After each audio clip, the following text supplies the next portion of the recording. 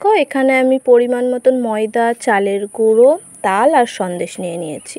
তো এইগুলো দিয়ে আমি কি বানাবো চলো সেটাই তোমাদের সাথে আমি শেয়ার করব, তোমরা দেখতে থাকো। এই যে পরিমাণ মতন ময়দা দিয়ে দিলাম, তারপরে দেখো পরিমাণ মতন চালের গুঁড়ো দিয়ে দিলাম, এবার একটু পরিমাণ মতন লবণ দিয়ে দেব। এবার এটাকে ভালো করে মিক্স করে নেব। সব কিছু আমি মিশিয়ে নিয়েছি। এবার আমি অল্প অল্প করে তালের পাল্পটা দেব।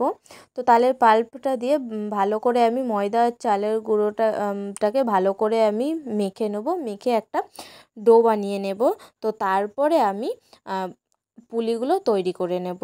তো এইদিকে দেখো আমার পুলিগুলো তৈরি করা হয়ে গেছে। তো এবার আমি পুলিগুলো তৈরি করে নিয়েছি। তো এবার আমি কড়াইতে তো তারপরে দেখো আমি কড়াইটা বসিয়ে দিয়েছি, কড়াইটা গরম হয়ে গেছে। তারপরে আমি পরিমাণ মতো দুধ দিয়ে দিলাম। তো দুধটা দেওয়ার পরে দুটো এলাচ থেতো করে দিয়ে দিলাম আর একটা তেজপাতা ছিঁড়ে দিয়ে দিলাম।